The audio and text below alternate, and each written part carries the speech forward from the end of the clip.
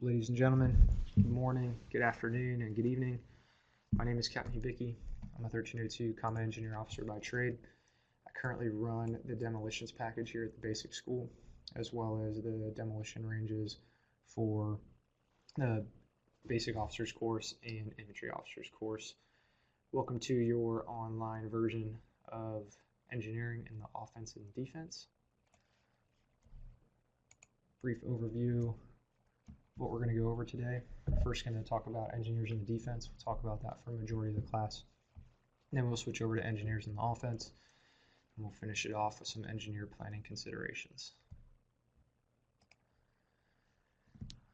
Our four battlefield functions, engineer community, are mobility, counter-mobility, survivability, and general engineering.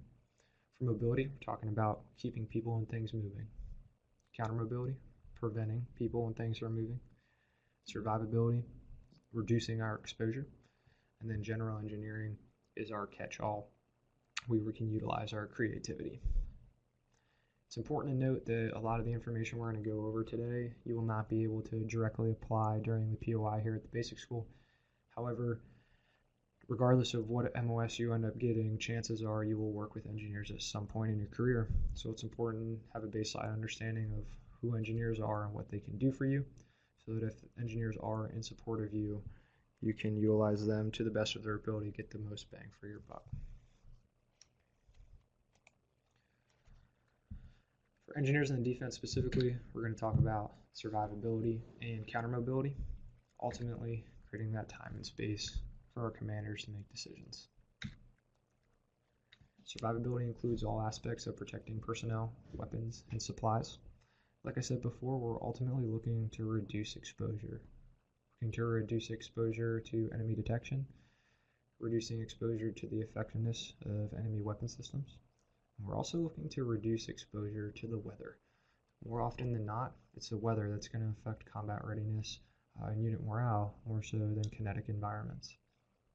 So you as a commander need to identify what it is you need to protect. Engineers are going to take that, they're going to ask themselves, well, what do I need to protect it from? What are the capabilities and limitations of enemy weapon systems? Is it direct fire, indirect fire? Does the enemy have a UAS capability? If so, what type of payload can that UAS carry? Do they have any type of aircraft that can carry other types of payload? And then decide what, again, how to build survivability positions to protect you. They're going to see what they have to protect it with. So best case scenario, we have cement, cinder block, lumber, things of that nature. However, when you go out to FEX 2, FEX 3, a very likely scenario is whatever you can carry with you and whatever you have around you. So that's what engineers will analyze that as well. And then lastly, given the time, space, and resources available, how can we best protect the priorities given to us by the commanders? We break survivability positions up into 7 different categories of fighting and protective positions. The first one being holes. You will dig holes here at TBS in defense. You'll get a new appreciation for time-space considerations when it comes to digging holes. You won't deal with trenches too much here at TBS. However, you may see them out in the fleet. You'll certainly see them out in 29 Palms. Tunnels.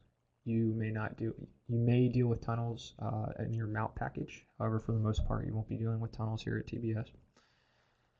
When we're talking about parapets, we're simply talking about the protective crown over the top of trenches and fighting holes, usually made up of loose dirt and or sandbags.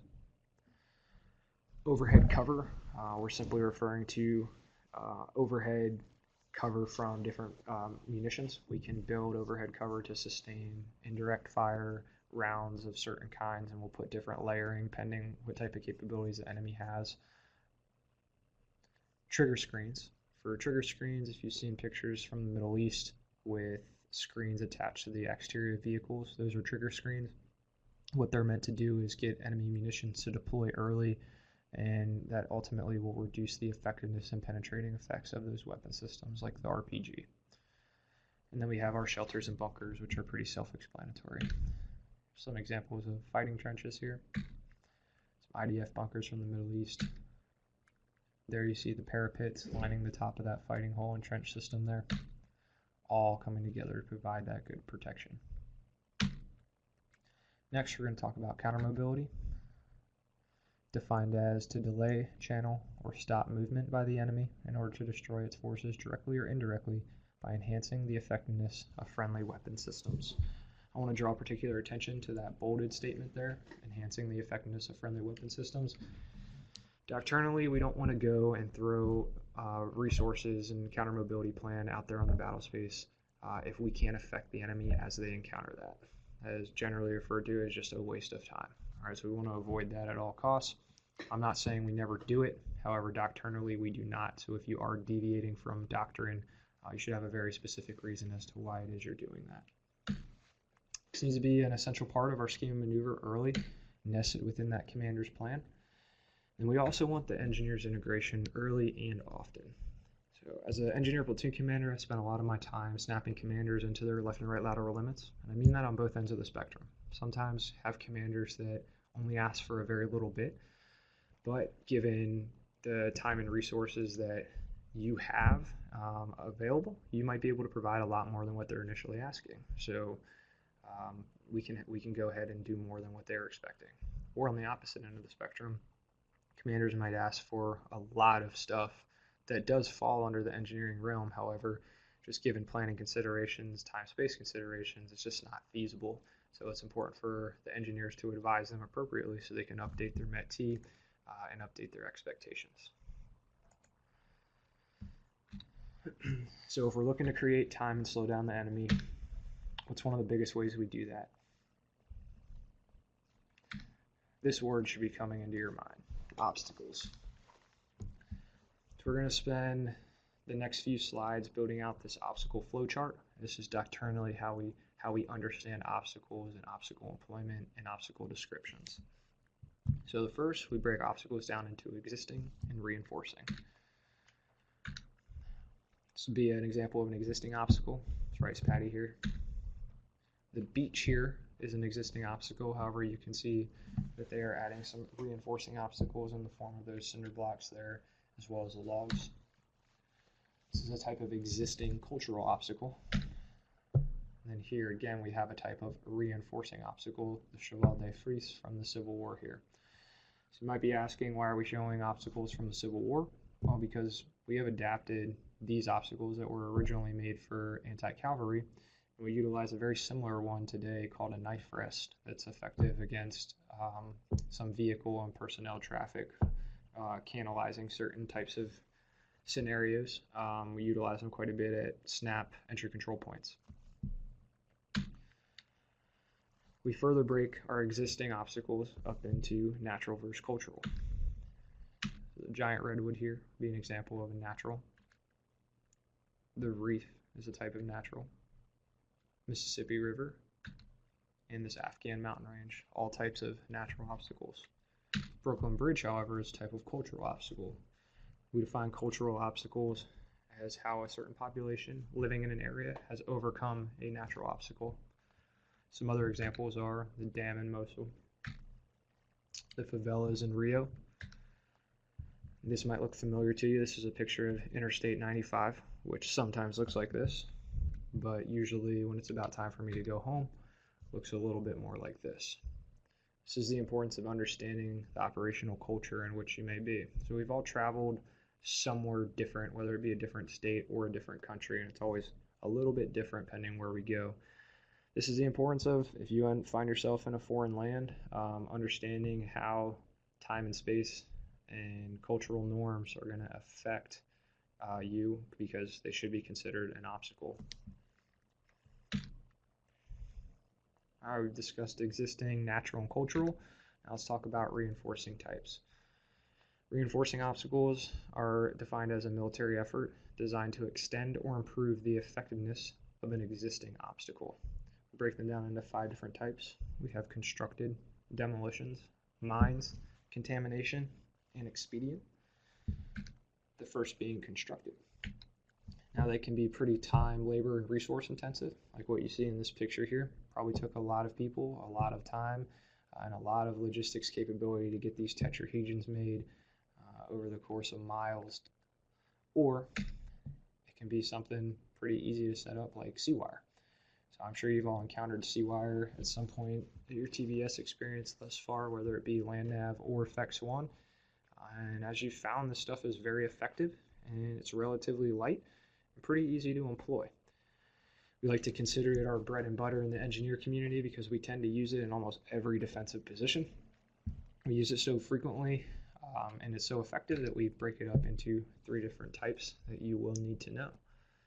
So while we have 3 different types of wire entanglements, it's important to note it is the same C-wire. It's not a different type of wire. We just use it differently, and that's why we break it up into these 3 types.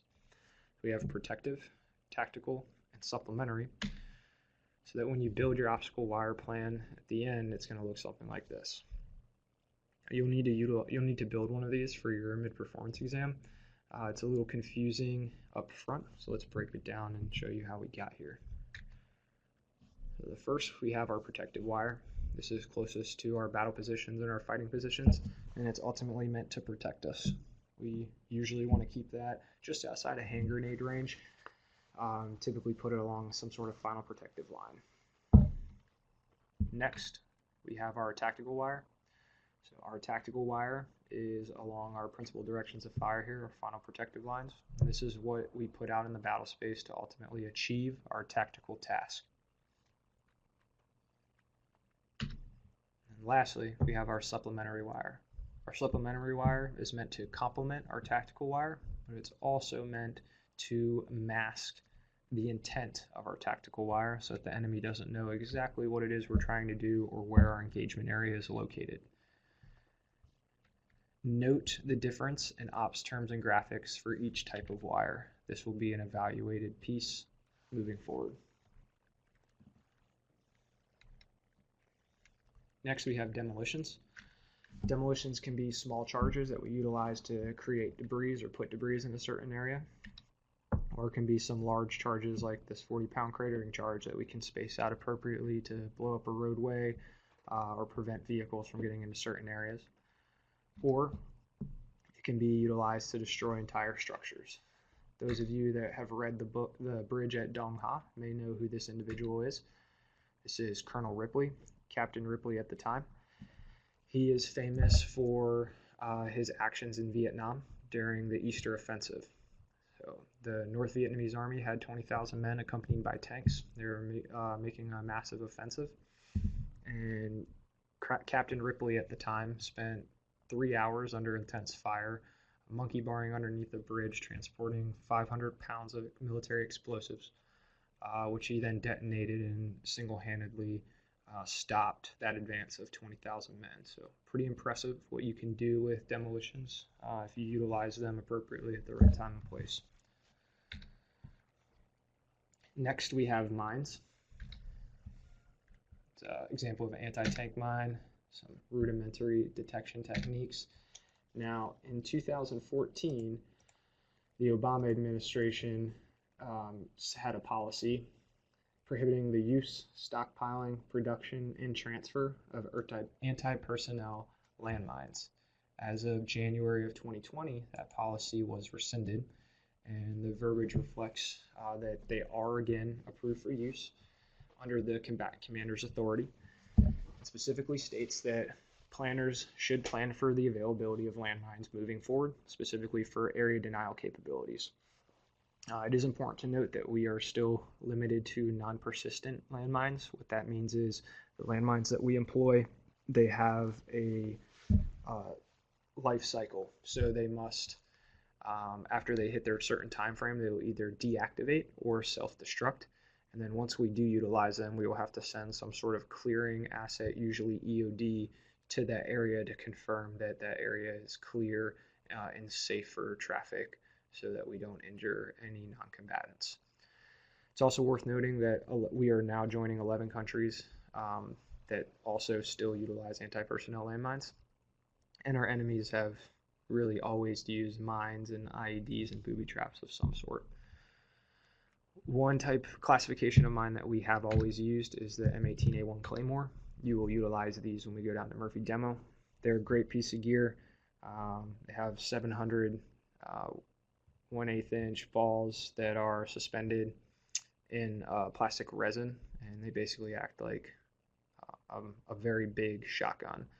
We can only utilize these in command detonation, however. It's not like Call of Duty where you place that thing and leave the room and wait for a little kill count to register on your screen.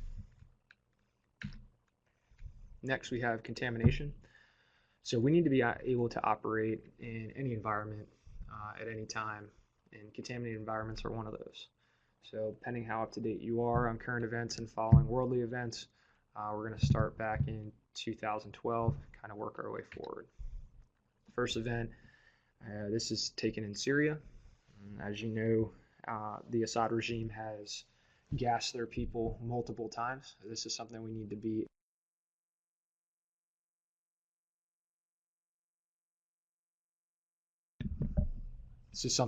able to respond to, whether that be in terms of humanitarian relief or simply stopping this altogether. Next, we have the Fukushima disaster. So in March 2011, Japan was hit by a major tsunami, caused about 20,000 deaths in total. And the natural disaster led to the disruption of the electrical, telecommunications, gas, and water supply services. It also affected the nuclear power plant. The backup generators at the plant were damaged, making them unable to stop the release of radiation. And there was additional explosions in the outer containment buildings, enclosing reactors 1 and 3 on March 12th and 14th, respectively. So again, something that we might be called upon to help out in. We need to be prepared and ready to go there. This picture was taken in Salisbury, England, in it was March of 2019. And what was found was a former Russian double agent and his daughter were found unconscious in a park bench, and they were in an ICU for about 2 months. They did live. However, it was found that they were exposed to a nerve agent that we know very little about, other than it was from Russian ordnance. And then most recently, in August of 2019, some high levels of radiation were detected in a Russian naval facility in northwestern Russia. And what was found through some news collection is that the Russians were working on a nuclear-powered ballistic missile and had some complications with it. So this is, again, something we may encounter if we've come across some sort of weapons cache, and we need to be prepared to deal with it. And then expedient. This is, again, our catch-all. So up here you see some Jersey barriers, an old burned-out car, and some sea wire that was all available in an area thrown together to block a road. Here you see some well-placed military demolitions put in an appropriate place from a rock overhanging a road, and just let gravity do the rest. Here you see the radar gun. So whether there actively be a cop behind it or not, it's obviously effective in slowing people down. I'm sure you've all experienced that. And similar train of thought is, how many mines does it take to make a minefield? Most of you are probably saying 1 or some small amount. Well, the answer is none. If I put a sign up that said landmines and marked it appropriately, you're probably going to treat it like a minefield, at least for a little bit. And this again was in Iraq, where the Iraqi army lit the oil fields on fire. One, to deny us the use of those oil fields and coalition forces, and also to obscure and affect any of our aircraft that was operating in that area. So I apologize for this next slide. We're going to talk about tactical versus protective obstacles. Well, the biggest difference I need you to understand, this got a little messed up when I converted it, a lot messed up. Protective obstacles are simply the obstacles that are closest to our fighting positions. All right, we say that they are about 30 meters out, again, just outside that hand grenade range, typically along those final protective lines. And our tactical obstacles are going to be out in our engagement area and out in the battle space, achieving those tactical tasks. When we discuss tactical obstacles, they have 4 different effects. These are tasks associated with them that we must see when you're talking about and when you are tasking engineers. Disrupt, turn, fix, and block. Disrupt is simply an obstacle placed out there to break up the enemy formations, potentially forcing them to change their initial plan. And if they do have breaching assets, we would like them to force the enemy to utilize their breaching assets, so then they just have one less. A turning obstacle is what we utilize to manipulate maneuver in a desired direction. If possible, we want it to be a subtle orientation. We don't want the enemy to know that we are blocking off one avenue of approach and forcing them to go another one. We want it to be a little more subtle if possible. Fixing obstacle. We define this as something that's challenging but not impassable, like triple standard concertina wire. It's about the size of an average man. You can't walk through it. If you have it long enough, you can't simply go around it, but you can eventually cut through it with some time. It's going to slow down that enemy's decision-making process, and then it's going to give us, the friendly side, time to engage the enemy as they try to deal with that obstacle. And then blocking obstacles simply stop and advance. Now, it's important to note with blocking obstacles that they are complex and integrated, and they're costly. And I mean that a few different ways. One, they're costly to build. They're going to take us a lot of time and effort to build an actual blocking obstacle. And then they're going to be costly for the enemy to actually go ahead and breach that obstacle itself.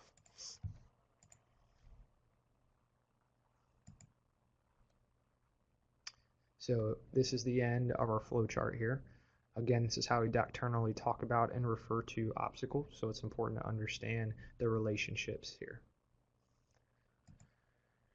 Next, we're going to talk about our obstacle employment principles. Now, public service announcement ahead of time.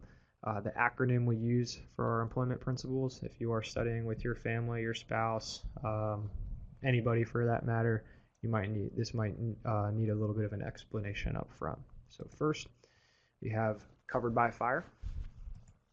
Next, we have observed, concealed, employed in depth, protected, integrated, and non-geometric. Go into what each one of these means, what we're talking about. So our first is covered by fire. So if you remember back in the beginning of this PowerPoint, I discussed we don't simply want to throw obstacles out there on the battle space where we can't affect the enemy as they encounter them. Same plan. We want to have our obstacles covered by fire so that while the enemy tries to breach them or go around them or anything of that nature, we can shoot at them and we can cause casualties. So if our obstacles are covered by fire, they're inherently going to be observed, right? So they can be observed by our battle position, or we can project some obstacles further out in the battle space and observe them with some sort of LPOP. Now, just because we can see an obstacle, that doesn't mean that we want the enemy to be able to do so. So in addition to observing our obstacles, we also want to conceal them. When we talk about concealment, we mean two different types. So one is sheer camouflage. We want to prevent the enemy from being able to see our obstacle. The other is that we want to conceal the intent behind our obstacles. Again, that's the purpose for our supplementary wire that we put out there, and other deception plans that we display out there on the battle space. Next, we have obstacles employed in depth. So more often than not, a series of very simple obstacles is more effective than one very complex, very big obstacle. The reason for this is if I spend a lot of time building one big elaborate obstacle, the enemy still only has to breach it one time. Then they have free access, freedom of movement.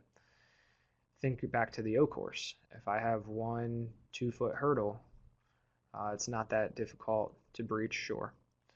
If I put 3 2-foot hurdles, it's still not that difficult to breach. I can still keep my momentum because it's the same breach every time. But now when I put 3 2-foot hurdles, a monkey bar, something I got to climb over, something I got to climb under, well, now it's just killing my momentum, and it becomes more and more fatiguing on the enemy. So what we ultimately want to do is employ our obstacles in depth. And the best practice for that is to not waste time building elaborate obstacles, but rather a series of simple obstacles. Next, we have protected, specifically by early warning and anti-handling devices. I was a student at TBS. I understand we all drink beer. An easy way to do that is bring out some cans to the field, obviously empty cans, and you can go ahead and rig them to any wire obstacles you have, or you can make your own wire obstacle with some 550 cord, you name it. We also have trip flares. My engineers will be out there at your fexes. They will bring trip flares with them. Great way to utilize trip flares is to extend your observation. So what mistake we typically see the students make is they take trip flares and put them right in the middle of their engagement area. So I am here to tell you that if you need a trip flare to identify when the enemy is in your engagement area, you already lost. All right, so the best places to emplace your trip flares is just beyond the line of sight on enemy likely avenues of approach, potentially some tenable support by fire positions that the enemy might utilize against you. And even whether it be daytime or nighttime, these trip flares will be visible to you and help you identify when something is in your battle space. Some other effective means I've seen used was my warrant officers last year. They utilized smoke detectors rigged to tripwires. So they put those on other avenues of approach. So if the enemy was there, they would set it off and we'd hear the smoke alarms go off. And then my students in Delta Company in 2018, they had rat traps that they would rig up to tripwires. They'd nail them to a tree or screw them to a tree. And then if they went off, the rat trap would snap, and that snap would carry through the tree line and alert us to their presence. Now, different trains of thought on how we're utilizing these. That smoke alarm is a persistent noise, right? So as soon as it goes off, it's going to continue to go off. So it's going to alert you to enemy presence in an area, but you're not going to be able to continue to listen for enemy movement or anything like that because that noise is going to drown out anything else that's going on. The rat trap, if you hear it, because you're staying vigilant, now you know that that there is something in that area, and you can now listen in for further inputs, any movement, anything like that. So again, it's up to the commander what they're trying to achieve with these early warning devices. Next, we have integrated. So we want to integrate with any existing obstacles we have, whether that be terrain or any other reinforcing so that our obstacles can't be easily bypassed. So if you look at these pictures here, these logs were originally put vertical in fields to prevent paratroopers from landing in fields. It's found that they didn't work very well because the paratroopers just tended to land in between the logs. So they moved them to the shores of the English Channel to prevent amphibious craft from landing during high tide. So they placed them during low tide. So the only time we could land was high tide. So the only time we could land was low tide, and we would be further away from the beachhead, giving the enemy more time to engage us as we approached. And then over time, they added some barbed wire as an anti-personnel means. You see some hedgehogs there to prevent vehicles from driving up. So they continued to add reinforcing obstacles to reinforcing obstacles, making a pretty good defensive plan on the English Channel. And then lastly, non-geometric. So if all of our obstacles are linear or perpendicular to our defensive position, it's very easy to come upon one of those, simply look beyond it and identify the defensive positions. So we don't want it to be geometric. I'm sure some of you all have kids who've probably gotten something like this at some point.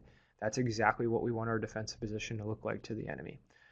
There's no straight lines. It's very difficult to decipher, very unsure of where one part starts, where one part ends. But to us, because we built it and we understand everything, it looks like a Picasso. Now's a good time to take a 10-minute break. I'm going to keep pushing through the slides, but feel free to pause the video here before we break into the final thoughts. Next, we're going to talk about how it all comes together, our obstacle planning sequence. It's a 6-step process. Step 1, no shocker, you need to conduct your METTC. You're going to identify your timeline, reverse planning, identify your priorities. If the enemy has any engineering capabilities, you probably want to factor them in as well. I understand my map isn't to scale, but it gets across what I need it to.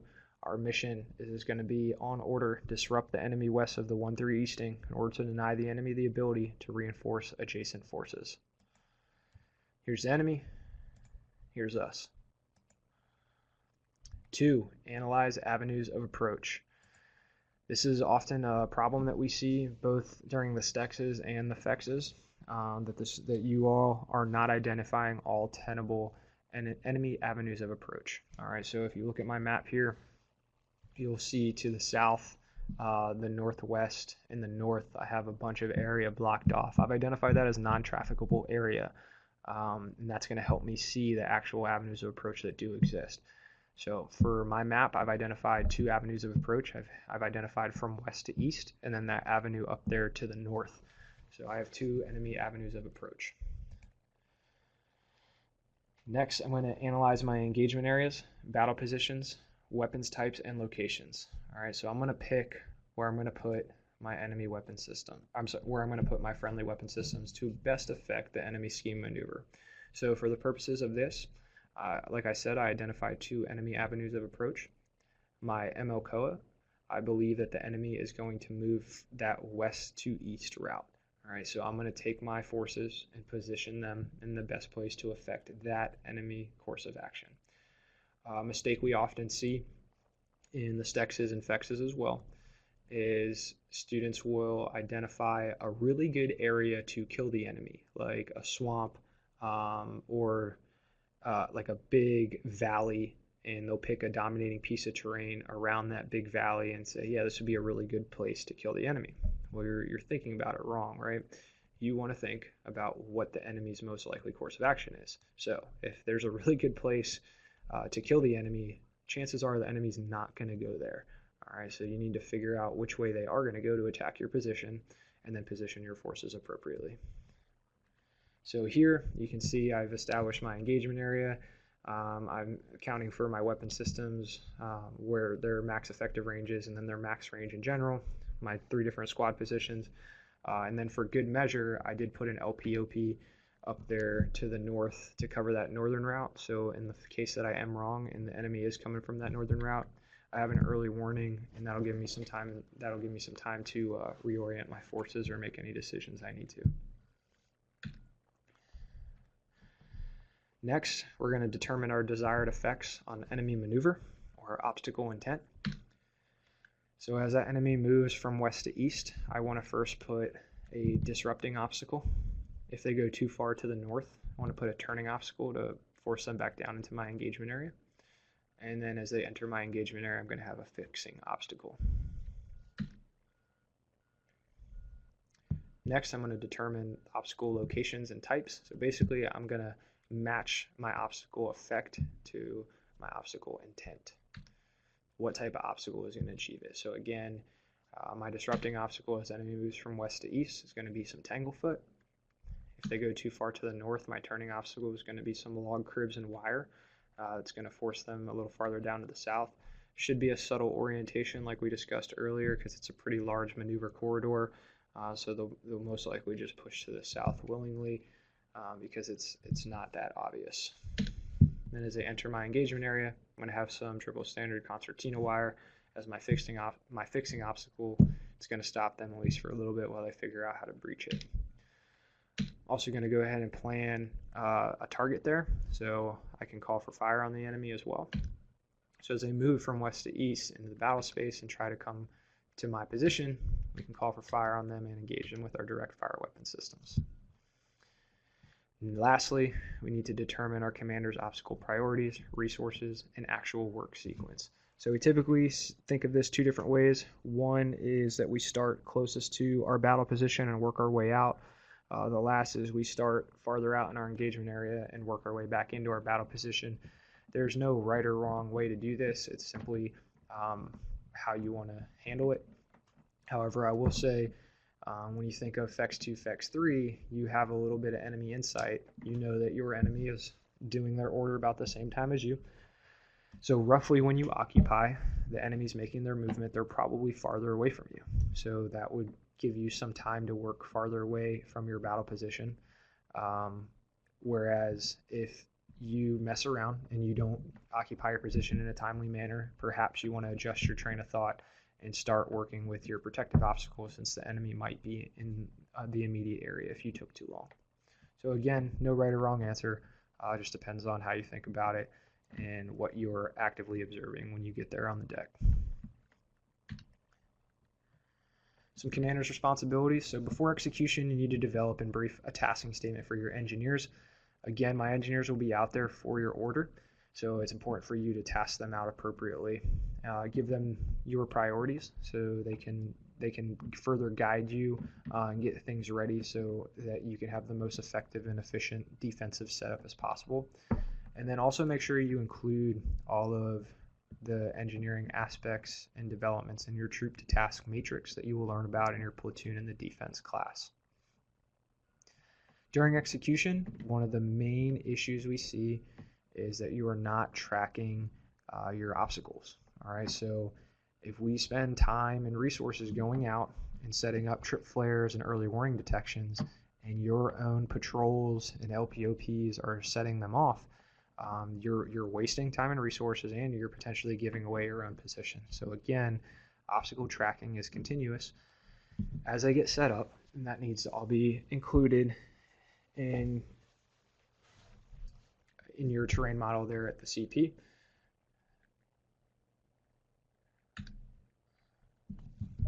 All right, so we finished up engineers in the defense. Just transfer over to some engineers in the offense. Again, looking at our 4 battlefield functions. However, for the offense specifically, we're going to focus on mobility. Ability is defined as a quality or capability of military forces which permits them to move from place to place while retaining the ability to fulfill their primary mission. So again, engineers want to facilitate mobility so that when we get to the fight, you have all your organic assets and you didn't use anything trying to get there, so we have full fighting power when we get there. We achieve this through 3 different ways. We have reconnaissance, construction, and breaching. Talk about reconnaissance first. So we can do a river reconnaissance. If you think about some important things when it comes to fording a river, we probably want to know how fast the water flow is, how deep it is, what the bottom consists of, the slopes of the sides, so that we know if people can ford it, vehicles can ford it, things of that nature. Route recon. Think about route recon, typically think of route clearance operations. So that is part of it. Are there any type of explosive obstacles on the route? What are the roads made out of, and what type of vehicles can they support?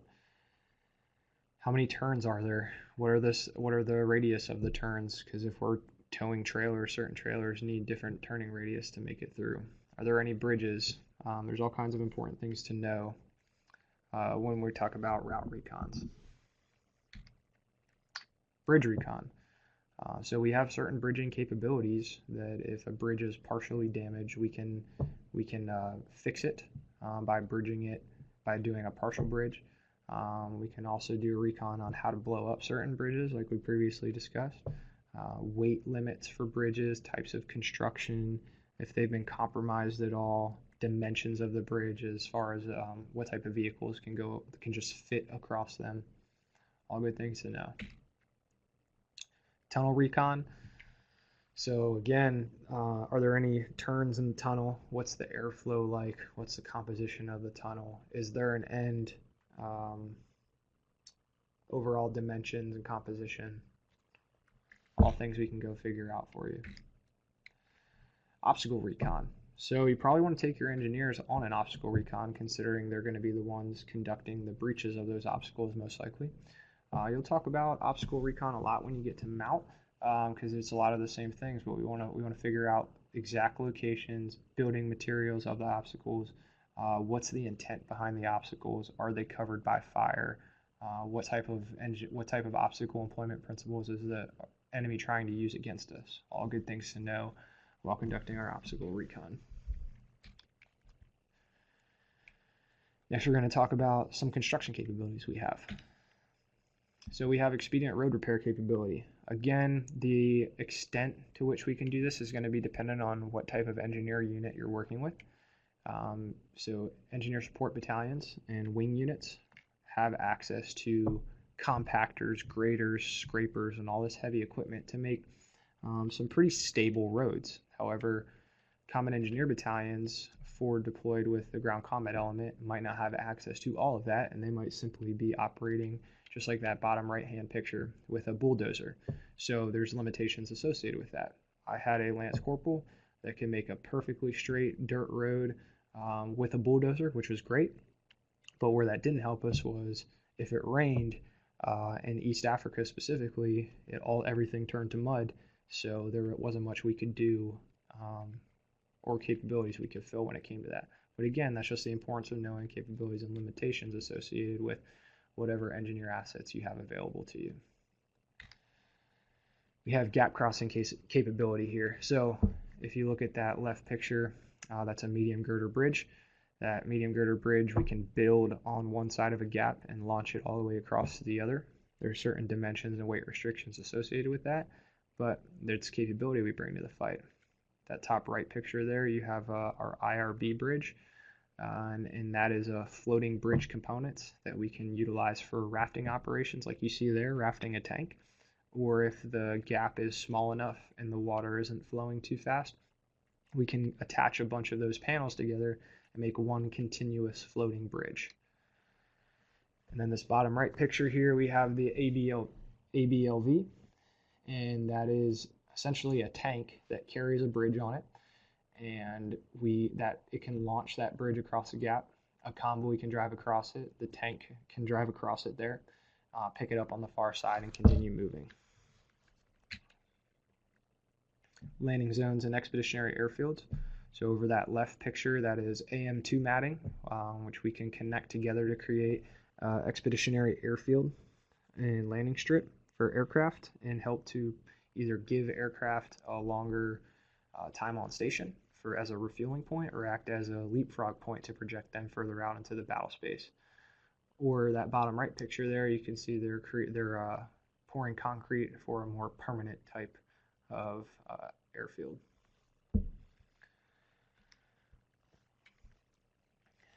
Lastly, we have breaching.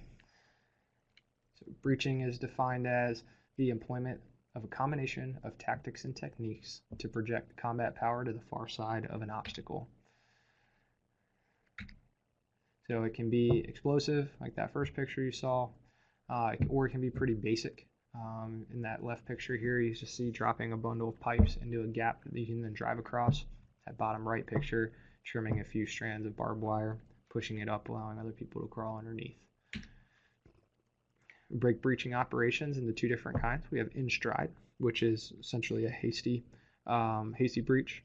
You utilize what you have in the moment to breach and continue movement. Or we have deliberate breaching operations, which typically require a lot more planning, a lot more intelligence, and a lot more resources. Our breaching tenets, the acronym is IFOAMS.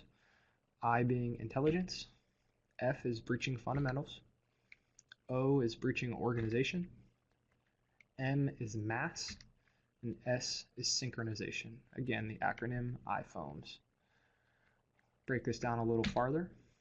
We're talking about obstacle intelligence. We want to find out everything we can about those obstacles that we'll be breaching. So their location, their orientation, if we can delineate that, the intent behind their utilization, what material are they made out of, because that can affect what we bring with on our breaching operation.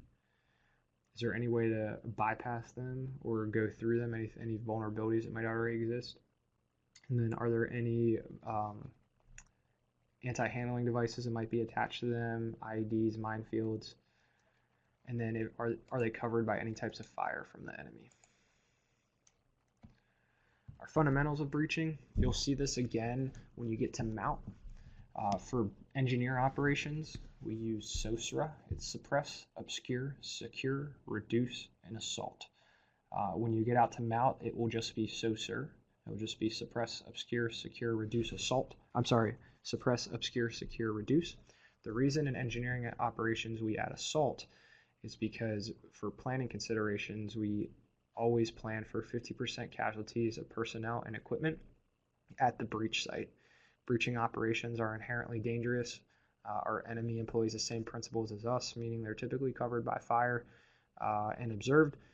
So when it comes to engineer breaching operations, you need to deliberately plan for an assault element to exploit the breach once it's open. When you get out to mount, you will organically assume your own assault element, so that is why we drop the assault for mount environment here at the basic school. For breaching organization, to help facilitate breaching operations, we break up into support force, breach force, and assault force. We'll go into a little more depth about each one of those. So that support force, their primary responsibility is to eliminate the enemy's ability to interfere with the breaching operation. We want them to suppress the enemy. They're essentially acting as a support by fire. We want them to mask their fires both at the breach site if the enemy's there and beyond the breach site where the enemy might be observing it from. If they're capable of controlling the obscuration, they can do so. And they're also going to serve as that reserve breaching and assault capability. Next, we have that breach force. They're going to reduce the obstacle and create lanes that enable the attacking force to pass through the obstacle and continue the attack. They're going to get local suppression at the breach site itself. They're going to create that lane by reducing the obstacle by whatever means necessary. They're then going to proof that lane, make sure that there are no booby traps or any type of hazards through the breach site. They will mark it, and then as the assault force comes through, they're going to report that lane to the assault force, making sure that they stay in a safe area as they move. Then that assault force is going to come through, and they're going to exploit the breach and dislodge the enemy from the far side.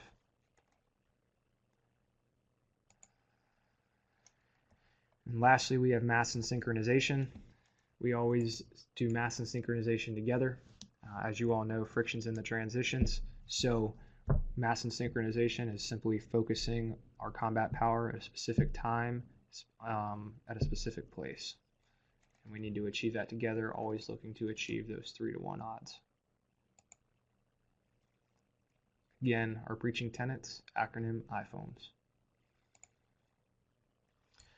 Obstacle reduction techniques, we have 4 different ways. We utilize mechanical, explosive means, manual means, and electronic means. The next few slides are simply a familiarization of some of the capabilities we have. So on that left, we have our track width mine plow. I can dig up some surface-laid mines and attach to armored vehicles. It can detonate them as well.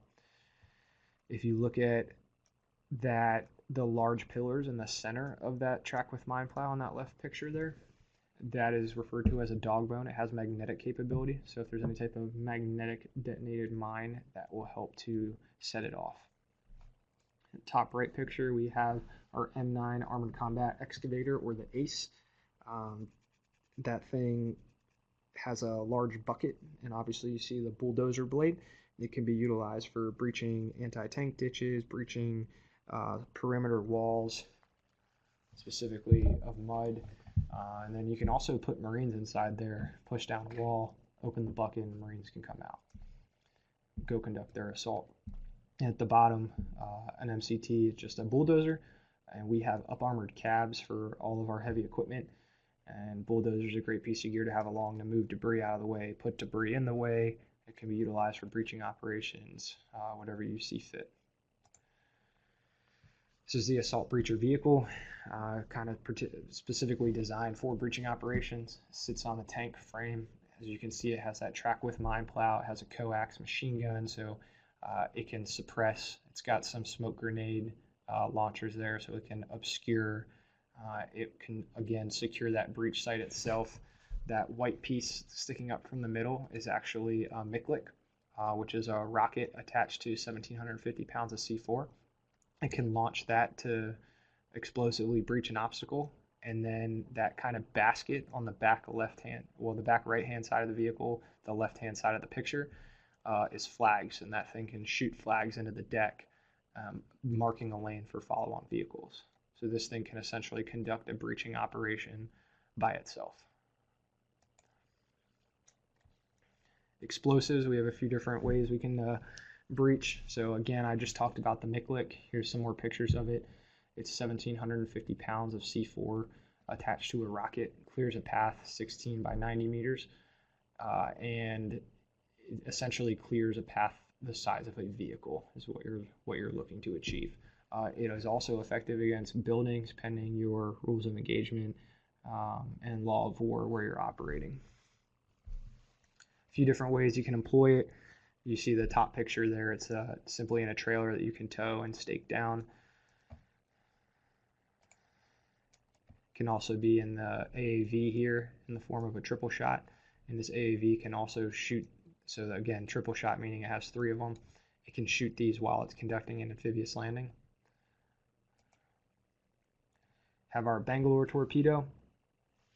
Great piece of gear. Each section has about 10.5 pounds of explosives, and these things will rock your world. It is not like the Saving Private Ryan movie as far as how close you can get to them, but they are incredibly effective. Have our anti-personnel obstacle breaching system. This is basically the MICLIC's little brother. It's a 2-man backpack system, about 55 pounds per pack, and it's again a rocket, and it tows a line charge of 108 grenades. Clears a path 0.6 by 45 meters wide, again, which is really for dismounted foot mobile troops. Those of you that come to IOC will shoot a few of these with you at your advanced demolitions package. Apologize for the video falling out. Mechanical breachers kit. I'm not going to waste a lot of time with this one. There is the axe, the Halligan's tool, and the bolt cutters. So the axe can be utilized, to your imagination. Hooligan's tool to pry open doors, break windows, rake windows, whatever you need it to do. And then the bolt cutters for cutting C-wire, locks, anything that it's capable of cutting to facilitate breaching operations. Then our Valen and compact metal detector. So good news for military acquisitions is we have been able to stay up to date on enemy TTPs specific to our metal detectors and explosive obstacle detectors. So we originally started out with, again, metal detectors that had for things that had metallic signature. Our enemy started switching to carbon rods that were still able to conduct electricity. So we switched to our Valen, which has a ground penetrating radar capability. The important takeaway is that just in my time in the Marine Corps, we've gone through 5 different types of metal detectors. So what's important for that is that whenever you get to the fleet, engineers might be using metal detectors, or your Marines might be using metal detectors. So it's important to make sure that they're up to date on their training and really understand that system that they're utilizing. Here's our breaching execution play-by-play to further demonstrate the points. So if you look at the support by fire position, that's going to be our support force. The blue dots in the center of the screen, that's going to be our breach force. And then the squad to the bottom right hand of the screen is going to be our assault force. So that support force is going to get good suppression on the breach site and beyond where the enemy is located. We're going to get some obscuration on the breach site itself. That breach force is going to use metal detectors to clear up to the wire. As they move up, they're going to continue to mark that lane. That breach force is going to utilize their grappling hook to check for any type of booby traps that the enemy may have put out. They're going to throw it slightly to the left, slightly to the right, and directly out in front, what we refer to as a crow's foot method. Once they've done that, their last throw is going to be hooking the wire. They're going to tug 3 times on the wire to see if there's any type of anti-handling device, anti-tamper device on the wire itself. Once they have cleared that, they're going to move up to conduct their breach. In this case, they're going to be utilizing a Bangalore torpedo. So they're going to place the Bangalore, pop the time fuse, and move back to a safe position. Once that Bangalore goes off, the breach team is going to move up to the breach site, confirm that it's open, report that it's open to the assault force. They're going to proof all the way through it and mark the lane. And then as that assault force comes and moves through to dislodge the enemy, they're going to provide local security on the breach site and then report that lane to the assault force, letting them know where they can safely go to make it through the breach site. Lastly, we're going to finish off with some engineering planning considerations. So you need to include an obstacle and breach plan in your order if applicable. You will most likely not see this until you get to mount.